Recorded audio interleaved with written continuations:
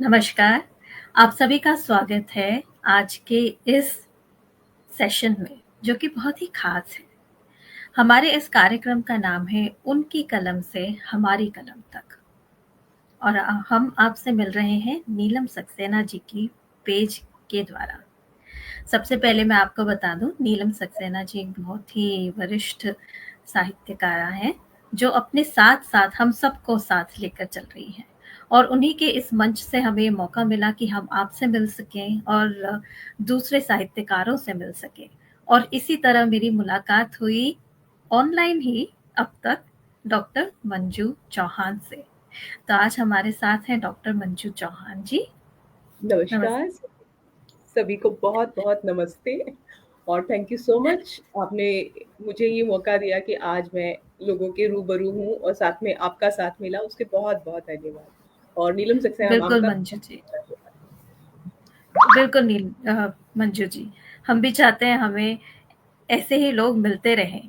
अब साहित्य, साहित्य से हम सभी जुड़े हुए हैं और क्यों जुड़े हुए हैं? बचपन से ही हमने ऐसे कवियों को, साहित्यकारों को, कहानीकारों को सुना है, जिन्होंने हमें छू दिया, हमारे मन को छू दिया और ऐसे तार छुए कि हम खुद लिखना शुरू करने की होड़ में लग गए। और अपने मनोभावों को अपनी अलग-अलग ज़िंदगी के तजुर्बों को शब्दों में पिरोने लगे। ऐसे कितने ही कवि हैं, जिनको पढ़ने के बाद हमने सोचा कि अरे! क्यों नहीं? ये कितने कविता कितनी खूबसूरत चीज़ होती है। एक कठिन से कठिन वक़्त से गुज़रता हुआ इंसान उस वक़्त को जब कविता में पिरो देता है, तो वो कितना सरल हो जाता है। उसके लिए भी और पढ़ने वाले के लिए भी।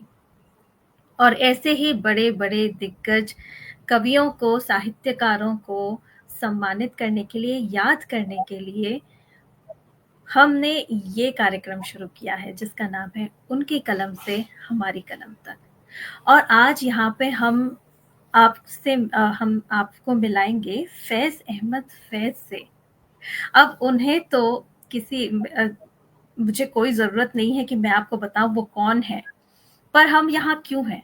हम यहाँ हैं उन मीठी-मीठी बातों को और उनकी कही हुई, उनकी लिखी हुई बहुत ही खूबसूरत कविताओं को, नज़्मों को, ग़ज़लों को याद करने के लिए। मैं आपको बता दूँ, मंजू जी जो हमारे साथ यहाँ पे हैं, डॉक्टर मंजू जी फैज़ जी की बहुत बड़ी फ़ैन हैं। डॉक्टर मंजू चौहान चंडीगढ़ यूनिवर्सिटी में प्रोफ़ेसर हैं।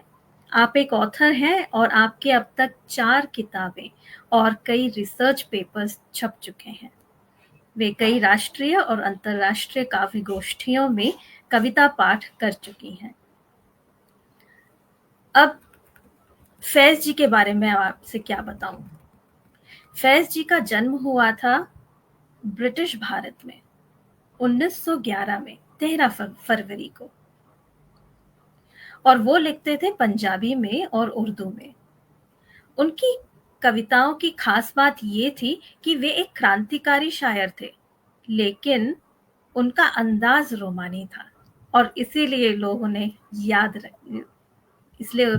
याद करते हैं क्योंकि उनकी शायरी में बहुत ही ताजगी थी और इसी ताजगी को आपसे मिलाने के लिए मेरे साथ यहाँ हैं प्रोफेसर मंजू जी।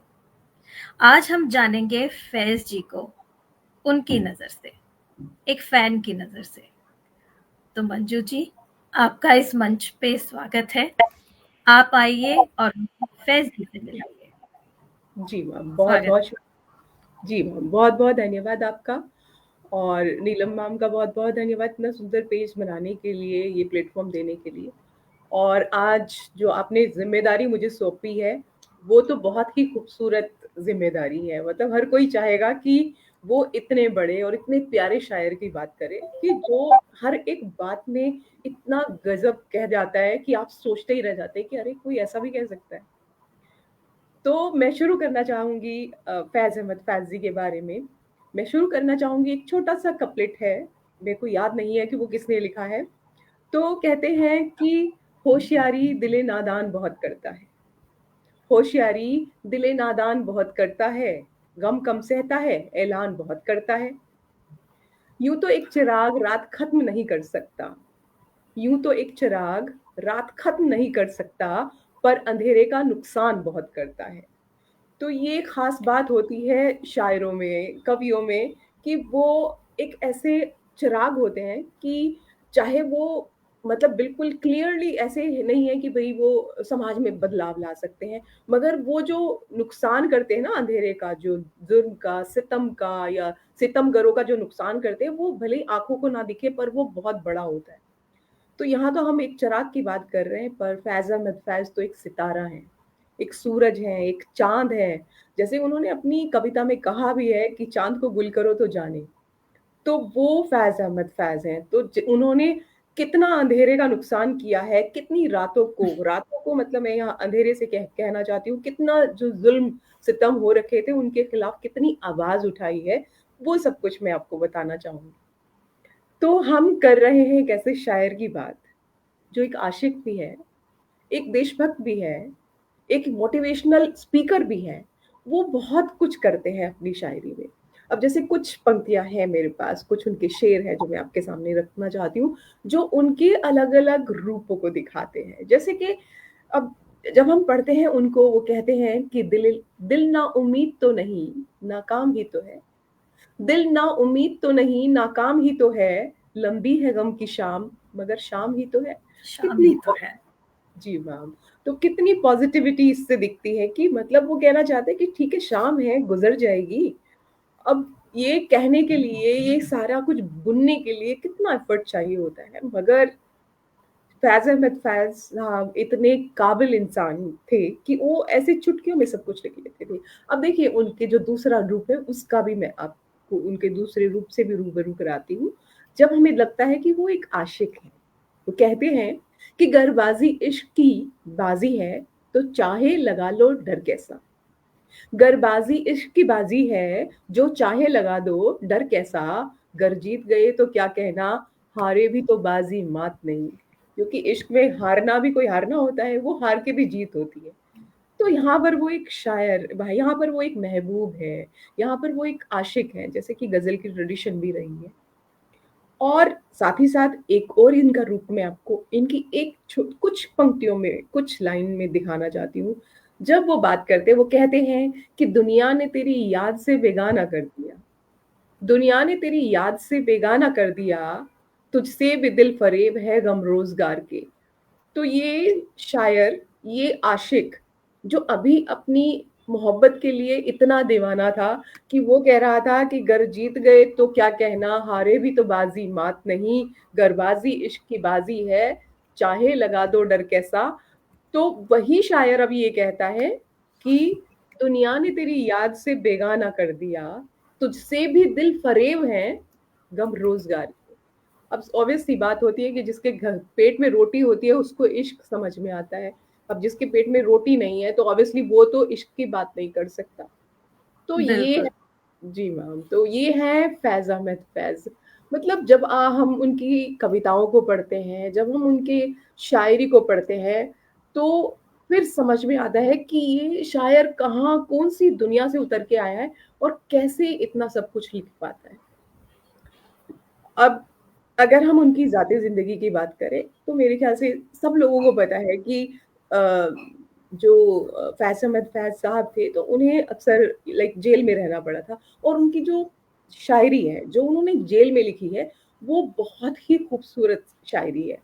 इतनी खूबसूरत खूबसूरत कविताएँ उन्होंने जेल में लिखी, जितनी कि उन्होंने बाहर नहीं लिखी। तो मतलब कभी-कभी तो ये कहना मतलब एक तरह से तो गुस्ताखी है, मगर फिर भी मतलब ऐसा लगता है कि पाकिस्तान के जो तानाशाह थे, तो उन्होंने फैज़ साहब को जेल में भेज के उर्दू शायरी पे बहुत बड़ा एहसान करा है। तो बिल्कुल। क्योंकि जेल में उन्होंने इतनी बेजोड़ नज़्में लिखी कि अब जैसे उनकी एक नज़्म है, मैं आपको आपके सामने रखना चाहूँगी। जब उस नज़्म को पढ़ते हैं तो ऐसा मन होता है कि अरे बार-बार पढ़ी जाए और वो उसका इंग्लिश ट्रांसलेशन भी है an evening in the prison. पर फिलहाल तो मैं आपके सामने जो उनकी उर्दू शायरी है वही रख रही हूँ। अब देखिए बिल्कुल। कितनी प्यारी नज़्म लिखी है उन्होंने और वो भी जेल में लिखी है। आप सोचिए हम तो अपने घर में बैठे होते हैं, तो जब हम अपने घर में बैठे होते हैं तब भी हम लोगों को प्रॉब्लम होती है कि अरे आज एसी ठीक नहीं चल रहा है। अगर सर्दियों में भी है तो जी आप ब्लोअर चाहिए, आपको हीटर चाहिए, आपको ये नहीं हो रहा। मतलब हमेशा हम सबको अपनी लाइफ में मतलब कोई भी सैटिस्फाइड नहीं है। कुछ सबको कुछ ना कुछ चाहिए कि कुछ ना कुछ परेशान। शिकायत हमेशा रहती है। जी, बिल्कुल, बिल्कुल, कुछ ना कुछ शिकायत रहती है। अब ये वो इंसान है जो जेल में है, जेल में बैठा है और फिर भी वो क्या बात कर रहा है। हाँ, मतलब हैरानी होती है कि कोई जेल में रह के ये सब बात भी कर सकता है। अब देखिए वो क्या कहते हैं, वो कहते हैं, शाम के पेचो हम सितारों से, जीना जीना उतर रही है रात।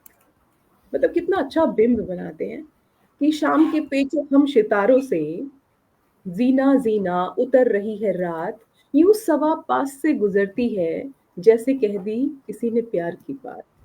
बहुत ही लाजवाब कविता है ये।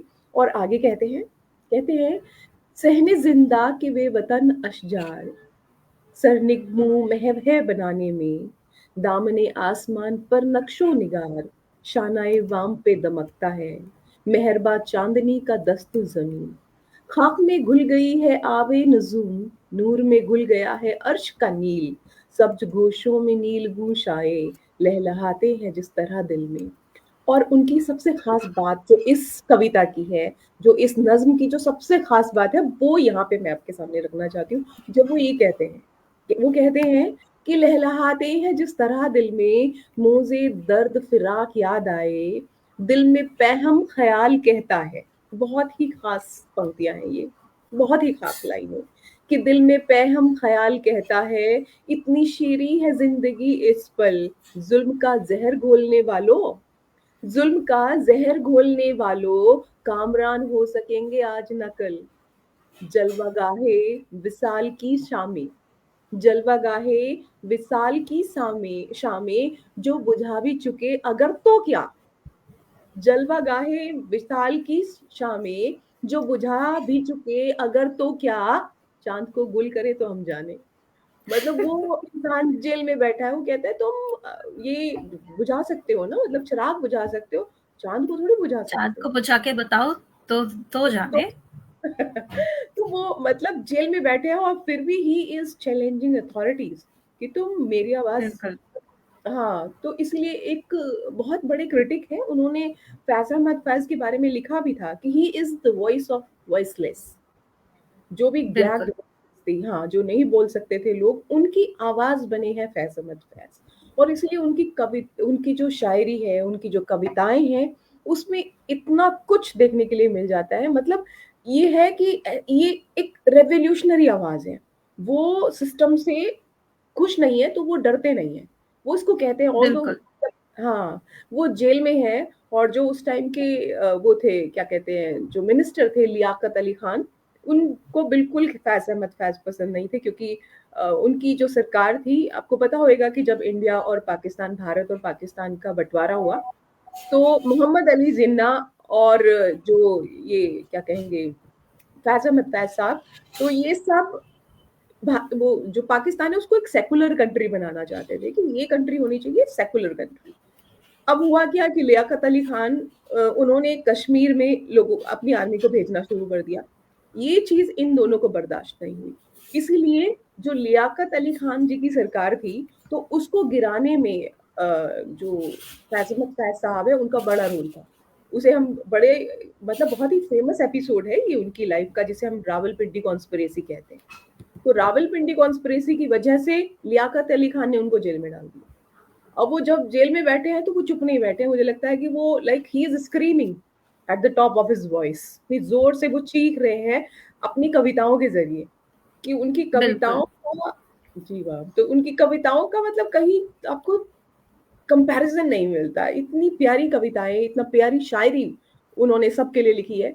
तो बहुत ही वही उम्दा। होता है कि अगर कोई बहुत ही तीखे वचन बोले या तीखे शब्दों का इस्तेमाल करे तो तुम उसे बुरा भी मान लो, लेकिन उन्होंने इतने प्यार से क्रांतिकारी और रोमानी दोनों ही भावों को साथ में जोड़ के इतनी खूबसूरत शायरी की, तो तुम बुरा मनाओ तो क्या मनाओ, तुम चिढ़ो तो किस बात पे हमला करो। बहुत ही खूबसूरत। जी जी, जी मैम। अब वो मतलब बहुत कुछ ऐसा कह जाते हैं कि समझ में नहीं आता कि मतलब कैसे कोई इतनी प्यारी शायरी और इतना सब कुछ लिख लेता है। अब जैसे उनकी एक नज़्म है, बोल की लबात हम देखेंगे। हाँ, उनकी एक बहुत ही प्यारी नज़्म है, हम देखेंगे। उसके पीछे की जो स्टोरी है ना, वो भी बहुत लाजवाब है। ज़ियाउल हक अ, वहाँ पे पाकिस्तान में के हुक्मरान थे उस समय, और उनका भी ये था कि मतलब उन वो भी जैसे मैंने आपको बताया कि जैसे ये है लियाकत अली खान है, बिल्कुल उसी तरह से उनका भी था कि ही आल्सो नेवर लाइक्ड फैज़ अहमद फैज़। अक्सर ऐसा होता है ना कि जो रेवोल्यूशनरी वॉइसेस होती हैं ना, वो अथॉरिटीज़ को पसंद नहीं आती। तो जो फैज़ अहमद फैज़ साहब हैं, उनकी आवाज़ उनको भी बिल्कुल पसंद नहीं है कि भई वो लिखें, क्योंकि because he was writing against the authority. जहाँ भी एक्सप्लॉइटेशन होएगा तो ऑब्वियसली एक ऑथर तो लिखेगा, और मुझे लगता है एक ऑथर का असली काम भी यही होता है। तो बिल्कुल। उन्होंने वो कविता लिखी, हाँ, उन्होंने नज़्म लिखी अपनी हम देखेंगे। वो इतनी प्यारी नज़्म है, बहुत ही खूबसूरत, और मतलब जब आप उस नज़्म को पढ़ते हैं तो सच में अंदर कुछ होता है। Like you have goosebumps in your body, है ना? वो इतनी प्यारी नज़्म है। और उन्होंने ये नज़्म लिखी थी 1985 में, जब पाकिस्तान के जनरल थे ज़िया उल हक। उनकी तानाशाही चरम पे थी, और उन्होंने एक फरमान जारी किया था। उन्होंने 3 चीज़ों पे एक्चुअली पाबंदी लगाई थी। 3 चीज़ें, एक तो काला रंग, दूसरा साड़ी, कि वुमेन होंगी तो साड़ी नहीं पहनेंगी, और काला रंग नहीं पहना जाएगा, क्योंकि काला रंग obviously this is the colour of the protest, है ना? रेवोल्यूशन, हुँ, रेबेल का सिंबल होता है। तो काला रंग करेक्ट। कोई नहीं पहनेगा, और फैज़ अहमद फैज़ की पोएम कोई नहीं पढ़ेगा। अब वहाँ पे हाँ, और उन्होंने इन तीनों चीज़ों पे पाबंदी लगा रखी थी। और फैज़ साहब से जनरल जिया उल हक है, उनकी नाराज़गी सबको पता थी। तो उनकी नज़्में, उनकी जो ग़ज़लें हैं, पाकिस्तान में रेडियो, टीवी पर कहीं पे अलाउड नहीं था कि भई उनकी नज़्में बजाई जाएँ या रेडियो पे हो। ऐसे में क्या हुआ कि उस टाइम की एक बहुत बड़ी शायरा थी इकबाल बानो। इकबाल बानो वो एक इवेंट था, मतलब मुशायरा था, तो मुशायरे में इकबाल बानो आई तो कैसे आई, वो काली साड़ी पहन के आई। मतलब एक तो साड़ी, ऊपर दूसरी से काली, रेवोल्यूशनरी। हाँ, दूसरे से वो रेवोल्यूशनरी कलर यानी काली साड़ी पहन के आई, और उन्होंने आके क्या बोला? उन्होंने आके फैज़ अहमद फैज़ की नज़्म गाई, हम देखेंगे। बहुत ही रेवोल्यूशनरी नज़्म है ये। तो मतलब ये देखिए कि जब वो उन्होंने गाई, तो जो वहाँ की अथॉरिटीज़ थी, वो सारी इतनी अलर्ट हो गई कि उन्होंने माइक वगैरह सब बंद कर दिए कि भई बंद कर दो, अब ये नहीं चलेगा। पर लोग फैज़ अहमद फैज़ के इतने दीवाने, उन्होंने कहा कि ठीक है तुम माइक बंद करो, we are here to sing with you. उन्होंने इकबाल बानो के साथ गाया, और क्या खूबसूरत नज़ारा था वहाँ पर कि उन्होंने लाइटें बंद कर दी, और जो साउंड सिस्टम था वो भी बंद कर दिया, पर लोग इकबाल बानो के साथ गा रहे हैं। फैज़ अहमद फैज़ की जो के लिए जो दीवानगी थी लोगों में, वो दिख रही थी। वो नज़्म मैं आपके सामने गा के दिखाती हूँ, गा के सुनाती हूँ आपको। बिल्कुल, हम बेसब्र हैं सुनने के लिए।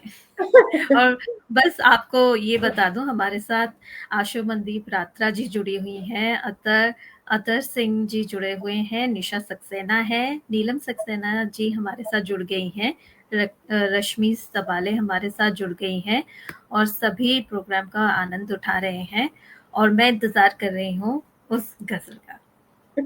जी मैम।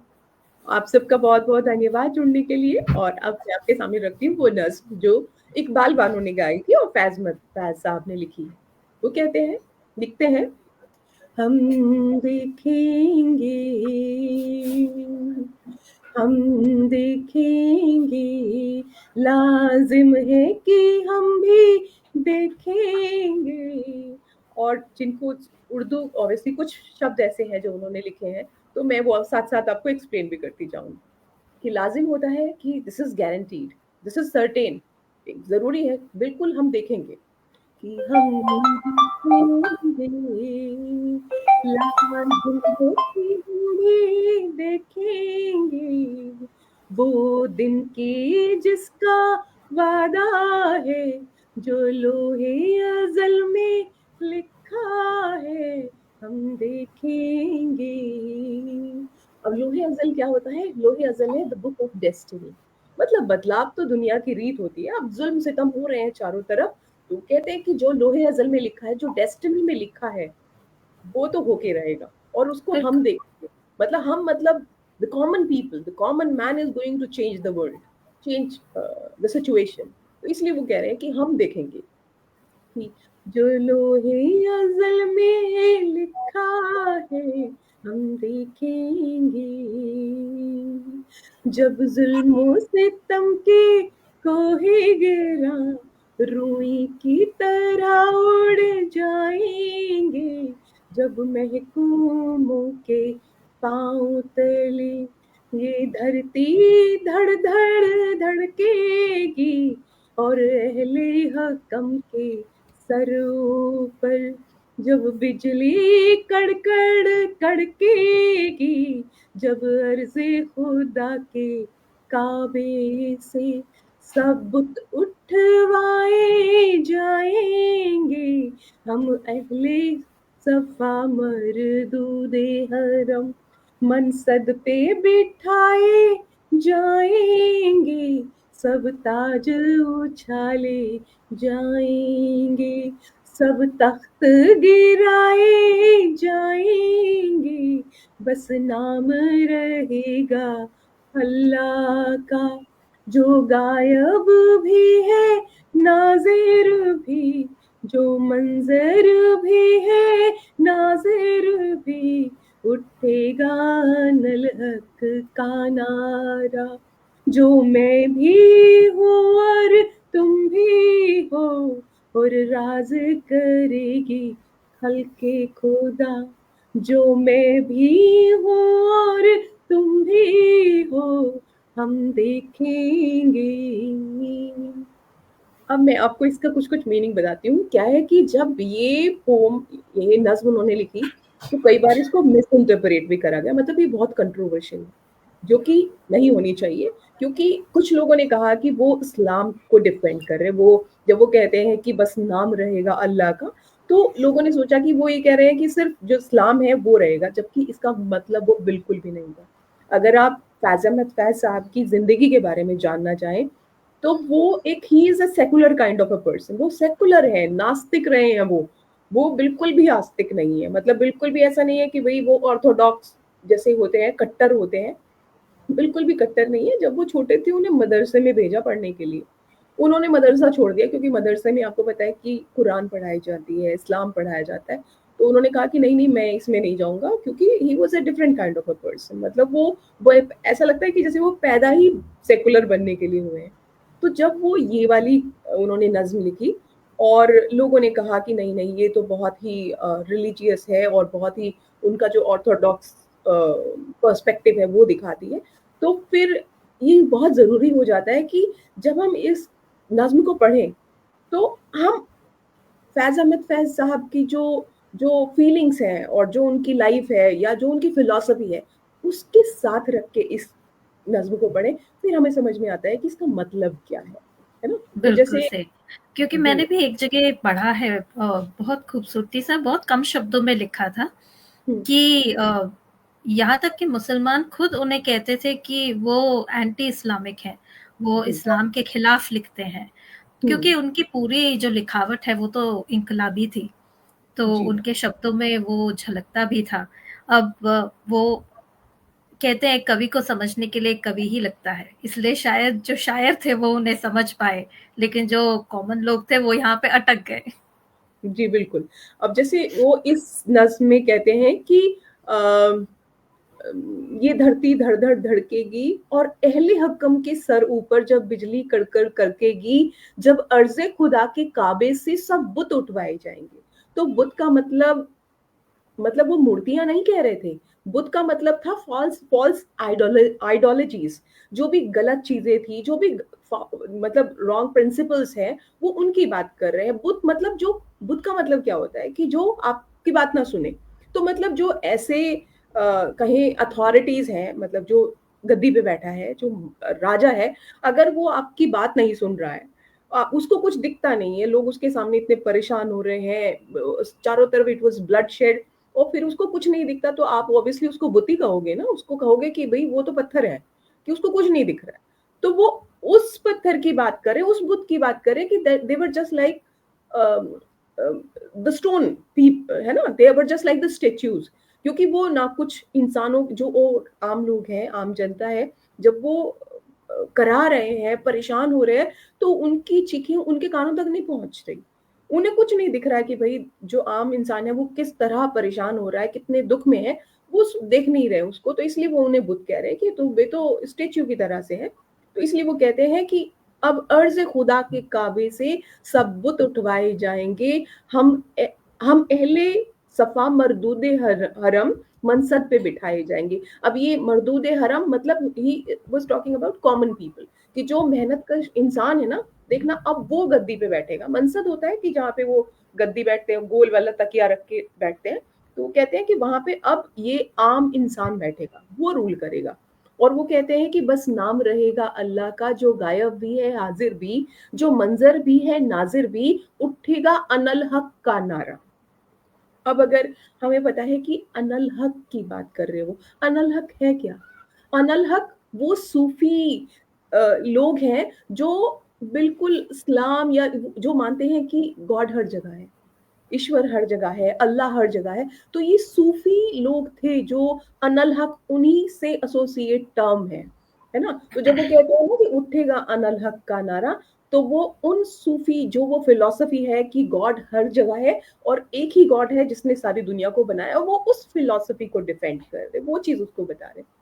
तो ये बिल्कुल भी कंट्रोवर्शियल नहीं होनी चाहिए थी। ये एक रेवोल्यूशनरी पोएम है, रेवोल्यूशनरी नज्म है, जो फैज अहमद फैज साहब ने लिखी, और इतनी खूबसूरती से लिखी, और जिस तरह से उसको प्रेजेंट करा गया। मैंने आपको बताया कि जैसे वो है जो इकबाल बानो है, वो आई वहां पे, तो वो वहां पे आई ही थी अथॉरिटीज को चैलेंज करने के लिए।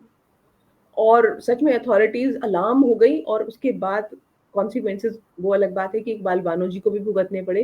क्योंकि उन्होंने क्या किया, जब उन्होंने ये नज्म पढ़ तो दी ऑडिटोरियम में, मगर उसके बाद जियाउल हक ने, जो इकबाल बानो है, उनकी जितनी भी रिकॉर्डिंग्स थी, जितनी भी उनकी नज्में थी, गजलें थी, उन सबको डिस्ट्रॉय करवा दिया पाकिस्तान से। तो हाँ, तो इसलिए उनको मतलब ये कि ये चीज उनको भुगतनी भी पड़ी। मगर आप कहते मतलब जो असली पोएट होता है, जो असली शायर होता है, या कहें साहित्यकार होता है, वो किसी से डरता नहीं है। तो हमारे कहते हैं तो जो इनकलाब के खिलाफ इनकलाब की आवाज उठाता है वो सर पे कफन बांध कर चलता है। तो बिल्कुल, जो हुआ सो हुआ, पर मुझे विश्वास है कि उन्हें पता था कि ऐसा कुछ तो होगा। हाँ बिल्कुल, वो सोच समझ के वहां पे आई होंगी। ऑब्वियसली गवर्नमेंट के ऑर्डर्स हैं कि फैज अहमद फैज साहब की नज़में नहीं पढ़ी जाएंगी, गजलें नहीं पढ़ी जाएंगी। और अगर वो पढ़ रही थी तो बिल्कुल अवेयर होंगे कि ऐसा ही कुछ होएगा। पर वही होता है कि एक शायर हिम्मत वाला भी होता है। तो जिस हिसाब से, जिस जज्बे के साथ फैज अहमद फैज साहब ने ये नज्म लिखी, बिल्कुल उसी जज्बे के साथ इकबाल बानो ये नज्म पढ़ी भी।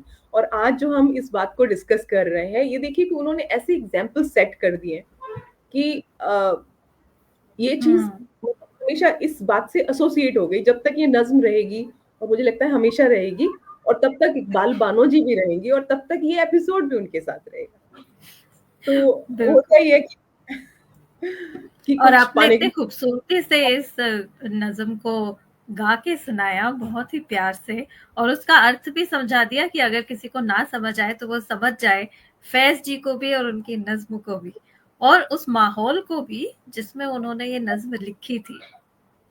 जी मैम, क्योंकि वो बहुत जरूरी है कि माहौल, जब हमें पता है कि वो मतलब वो अथॉरिटीज को चैलेंज करने के लिए लिख रहे हैं, फिर हमें समझ में आता है कि रिलीजन यहाँ पे कहीं नहीं है। वो बिल्कुल। रिलीजन की बात ही नहीं कर रहे, वो तो अथॉरिटीज हैं, तो वो उस उनके खिलाफ लिख रहे हैं, ना कि किसी स्पेसिफिक रिलीजन के या धर्म के, किसी धर्म के खिलाफ नहीं लिख रहे।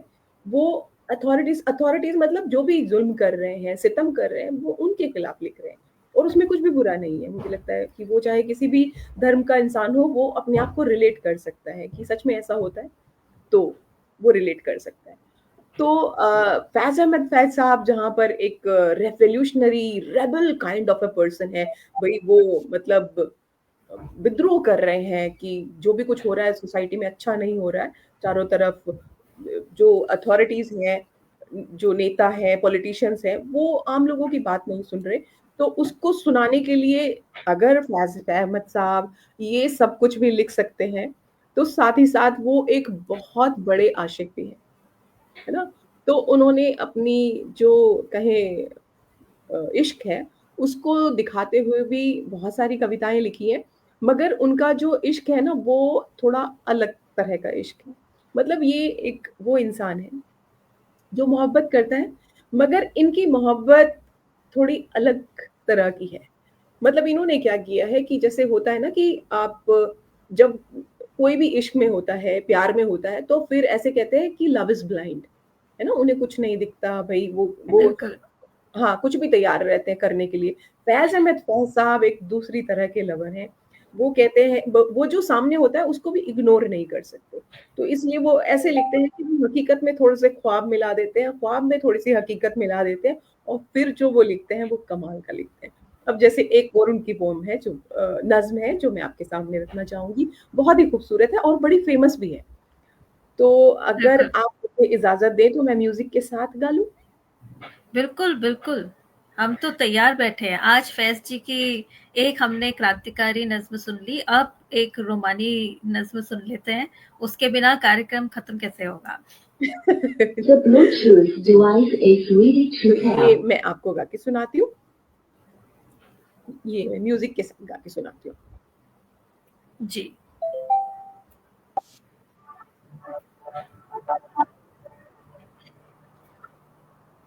मुझसे पहली सी मोहब्बत में कभी मुझसे पहली सी मोहब्बत में कभी मंजू जी, आप बिना म्यूज़िक के गा लीजिए क्योंकि आपकी आवाज़ म्यूज़िक सुनाई नहीं दे रहा है और आपकी आवाज़ कट रही है। तो आप बिना म्यूज़िक के भी गाएँगे ना बहुत मीठा लग रहा था। आपने जैसे पहली नज़्म सुनाई थी वैसे ही सुना दीजिए। जी, जी, ठीक है मैम। जी। तो वो लिखते हैं कि मुझसे पहली सी मोहब्बत मेरे महबूब ना मांग, मुझसे पहली सी मोहब्बत मेरी महबूब ना मांग। मैंने समझा था कि तू है तो दरजा है हयात, तेरा गम है तो हमें दहर का झगड़ा क्या है। तेरी सूरत से है आलम में बहारों को सबा, तेरी आँखों के सिवा दुनिया में रखा क्या है। तू जो मिल जाए तो तकदीर निगो हो जाए, यूं ना था मैंने फकत चाहा था यूं हो जाए। और भी दुख है ज़माने में मोहब्बत के सिवा, राहतें और भी हैं वस्ल की राहत के सिवा। और वो कहते हैं कि अब भी दिलकश है तेरा हुस्न मगर क्या कीजिए, अब भी दिलकश है तेरा हुस्न मगर क्या कीजिए, लौट जाती है उधर को भी नज़र क्या कीजिए। तो वो अपनी महबूबा से कह रहे हैं कि मुझसे पहली सी मोहब्बत अब मत माँगो क्योंकि अब सिचुएशन चेंज हो गई है। वो एक लवर ही नहीं है, वो एक देश के नागरिक भी हैं। वो उस उन्होंने उस मिट्टी का का अन्न भी खाया है जिस मिट्टी पे वो रहते हैं और उनकी ज़िम्मेदारी उस मिट्टी के लिए भी है। उस देश के लिए भी है जिस देश में वो रहते हैं। उन नदियों के लिए भी है जिनका वो पानी वो पीते हैं। उन लोगों के लिए भी है जो उस समाज में लोग रहते हैं। तो अब वो कहते हैं कि एक वो टाइम था कि उनके लिए बस उनकी लवर, उनके जो महबूबा थी, वही सब कुछ थी। इसलिए वो कहते हैं कि मैंने समझा था कि तू है तो दरख्शां है हयात। दरख्शां मतलब स्वर्ग है, ये दुनिया स्वर्ग है, अगर तू मुझे मिल जाए तो मुझे सब कुछ मिल गया, और तुम्हारे गम के अलावा दुनिया में कोई दूसरा गम है ही नहीं। मगर वो कहते हैं, मतलब जब वो इसको एंड कंक्लूड करते हैं इस कविता को, इस नज्म को, तो वो कहते हैं कि और भी दुख है जमाने दुःख में है मोहब्बत, मोहब्बत के मोहब्बत के सिवा। सिवा राहते बहुत ही ओ। खूबसूरत। हाँ जी, वस्ल की राहत के सिवा। तो वो मतलब अगर वो एक कहें कि जो एक लवर भी है, एक आशिक भी है, तो वो एक दूसरी तरह के आशिक हैं। मतलब जो सच्चाई को भी देखते हैं और ख्वाब को भी देखते हैं। ख्वाब उनकी महबूबा है, सच्चाई दुनिया बिल्कुल। है, समाज है। तो बहुत ही मतलब एक अलग तरह का कॉम्बिनेशन देखने के लिए मिलता है हमें फैज़ अहमद फैज़ साहब की शायरियों में। तो बिल्कुल, ये और इस नज़्म के साथ मुझे याद आ गया, जब भगत सिंह जेल में थे तो वो भी लिखा करते थे, और उन्होंने बिल्कुल इसी तरह के शब्द लिखे हैं अपनी कविता में। जी, बिल्कुल। सो जो क्रांतिकारी होते हैं उनका सोचने का नज़रिया ही अलग होता है, और फैज़ अहमद फैज़ जी के नज़रिए को आपने इतनी खूबसूरती से हमारे सामने रखा मंजू जी। अभी मैं सोच रही हूँ शायद मैं इतने अच्छे से फैज़ जी को हमारे दर्शकों तक नहीं पहुंचा पाती जितनी खूबसूरती से आपने पहुंचाया, और बहुत इतनी मीठी आवाज में। हमारे साथ सभी जुड़े हुए हैं, बहुत अच्छे कमेंट्स भी लिख रहे हैं। तो मैं आपसे निवेदन करूँगी कि ये सेशन होने के बाद आप ज़रूर उनके कमेंट्स भी पढ़ें। और जी, मैंने ये छोटा-सा ये 2 लाइनें पढ़ी थी फैज़ जी की, और क्या देखने को बाकी है, आपसे दिल लगा के देख लिया। जी, बिल्कुल, तो बिल्कुल। इतना 2 वही लाइनों में इतना खूबसूरत लिख के बस वो रह जाता है आपके साथ, आप उसे भूल नहीं सकते। बिल्कुल, इसीलिए मतलब वो एक शायर भी हैं, मतलब एक वो एक आशिक भी हैं। और वो बिल्कुल। एक वो वाला इंसान भी है कि जो अथॉरिटी से गुस्सा है और डरता नहीं है किसी से। वो एक लीडर, एक जो रेबेल है ना उनके अंदर, जो विद्रोही है, वो भी बार-बार बाहर निकलता है।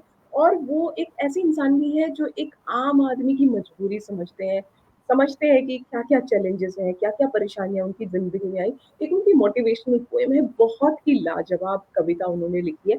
अगर आपकी इजाज़त हो तो मैं वो भी आपके साथ शेयर करना चाहूँगी, अगर समय है हमारे पास।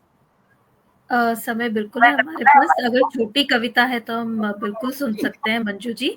और जी, बस मैं यही सोच रही थी कि जो आशिक होते हैं, जो सच्ची में प्रेमी होते हैं, वो जिससे भी करे, प्रेम सच्चा ही होता है। वो देश से प्रेम करे वो भी सच्चा होता है, वो अपने साथी से प्रेम करे वो भी सच्चा होता है। और जहाँ जिस प्रेम का पलड़ा भारी हो जाता है, वहाँ पे उन्हें डिसीज़न लेना पड़ जाता है। पर जी, प्रेम में बिल्कुल। कमी नहीं होती। हुँ, बिल्कुल सही कहा आपने, बिल्कुल। अब देखिए वो जब एक आम आदमी के लिए लिख रहे हैं तो कितना प्यारा लिख रहे हैं। वो कहते हैं, "अब क्यों उस दिन का ज़िक्र करो, अब क्यों उस दिन का ज़िक्र करो जब दिल टुकड़े हो जाएगा और सारे गम मिट जाएँगे और कुछ पाया खो जाएगा।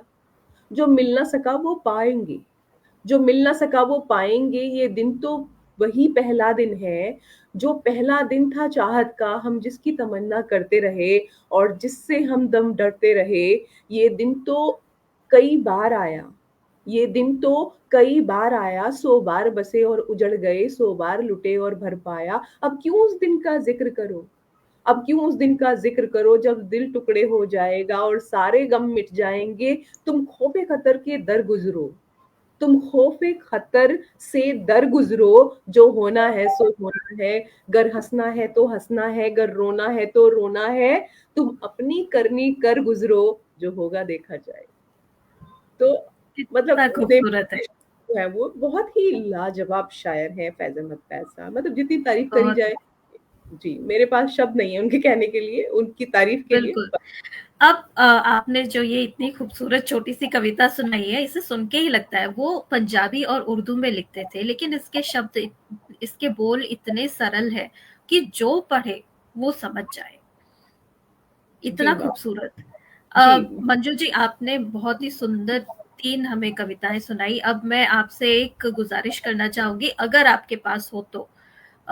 फैज़ जी उर्दू और पंजाबी में लिखते थे, तो आपने उनका पंजाबी में लिखा हुआ अगर कुछ पढ़ा है या आपके पास है, तो आप हमारे साथ शेयर कर सकती हैं।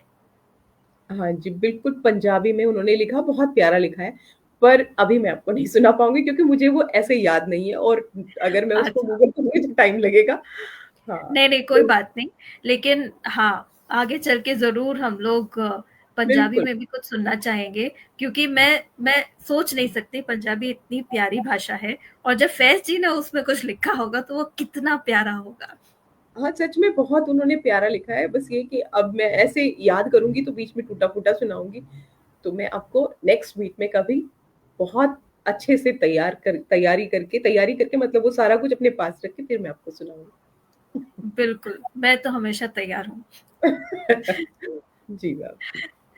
तो आज बहुत ही मज़ा आया आपसे इस फैज़ जी के बारे में इतना सब सुना, और मैं चाहती थी फैज़ जी को हम जाने, एक फ़ैन की तरह से, आपके पर्सपेक्टिव से, एक चाहने वाले अपने अपनी प्रेरणा को किस तरह से देखते हैं, किस तरह से उसे चाहते हैं, कैसे उनके बारे में बोलते हैं। और आपने इस सेशन में 4 चाँद लगा दिए। मुझे पूरी उम्मीद है अगर फैज़ जी कहीं होंगे, ऊपर सितारे बने होंगे, ये सेशन देख रहे होंगे या सुन रहे होंगे तो बहुत खुश होंगे और आपको ढेरों आशीर्वाद दे रहे होंगे। आई मीन काश ऐसा हो रहा हो थोड़ी-सी क्या कहें जो उनकी स्किल है मेरे पास भी आ जाए। बिल्कुल, हमारे साथ निशा निशा सक्सेना जी जुड़ी हैं और वो आपकी गायकी को बहुत सारे कॉम्प्लीमेंट्स दे रही हैं, शुभकामनाएँ दे रही हैं।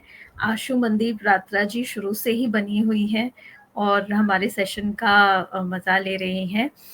अभी मैं चाहूँगी कि मंजू जी, आप ही इस सेशन को अंत तक पहुँचाएँ, क्योंकि उनकी इतने छोटे-छोटे, प्यारे-प्यारे कपलेट्स हैं, उन्हीं के साथ हम इस सेशन को अंत भी करते हैं। एक बहुत ही मीठे से अ, आपके मीठी आवाज़ में उनका कोई भी कपलेट हम सुनें और उसी के साथ इस सेशन को हम खत्म करें।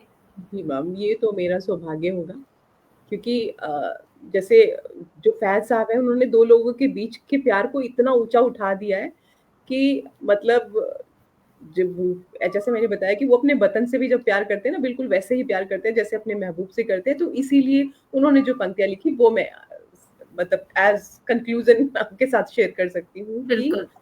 जी, वो कहते हैं कि गुलों में रंग भरे बादलों बहार चले, गुलों में रंग भरे बादलों बहार चले,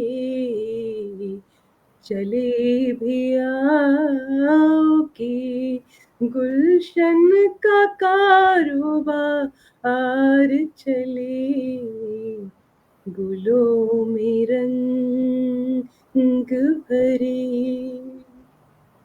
अब क्योंकि समय हो रहा है तो इतना ही सुना दूँ, आप चाहें तो मैं ज़्यादा भी सुना सकती हूँ। बिल्कुल, आपने कहा तो छोटा-सा है, तो आप ज़रूर सुना दीजिए। ठीक है मैम, बिल्कुल, माय प्लेज़र।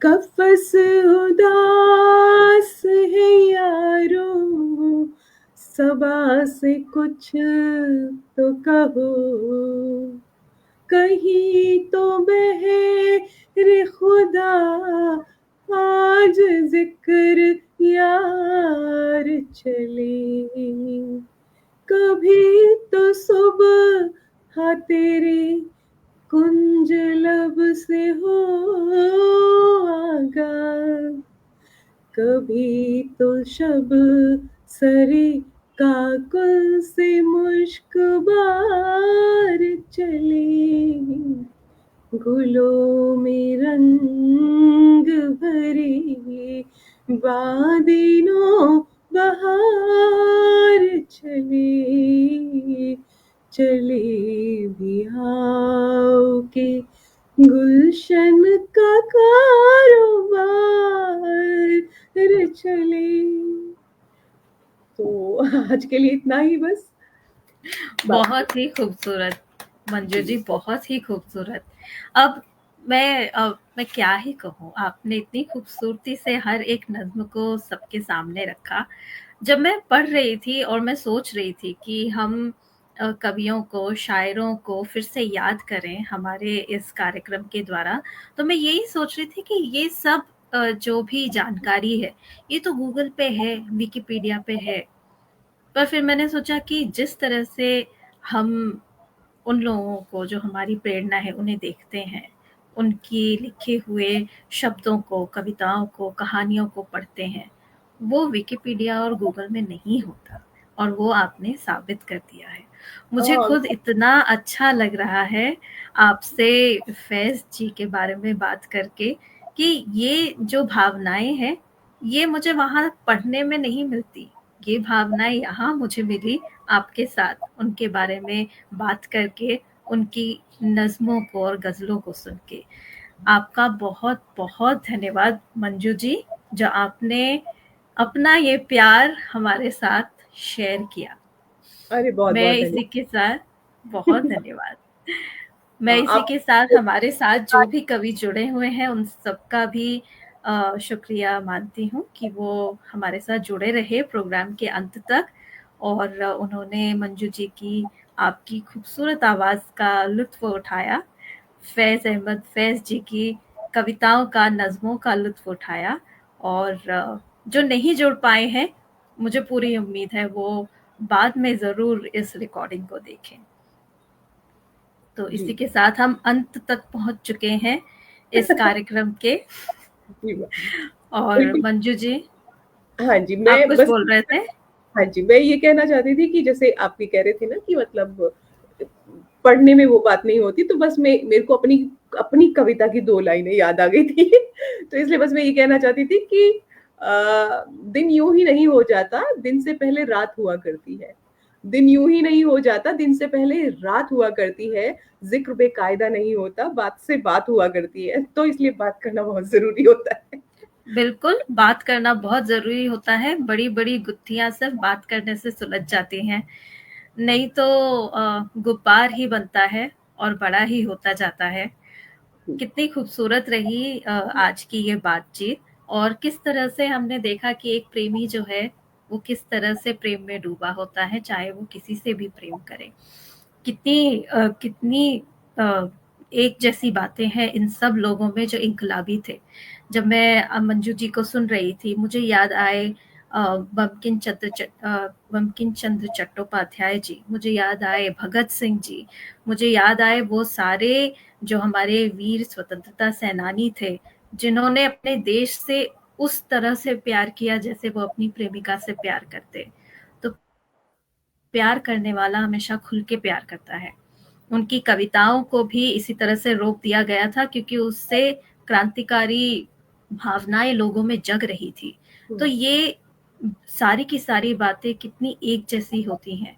कविताएं, कवि, कहानियां बहुत जरूरी हैं, और इसीलिए आज हम उन्हें याद करते हैं, जो हमें इतनी सारी प्रेरणा दे गए। और इसी के साथ इस लाइव सेशन को यहीं पे समाप्त करती हूँ। एक बार फिर धन्यवाद मंजू जी, और जो हमसे जुड़ सके उन सब का भी बहुत बहुत शुक्रिया। बहुत शुक्रिया।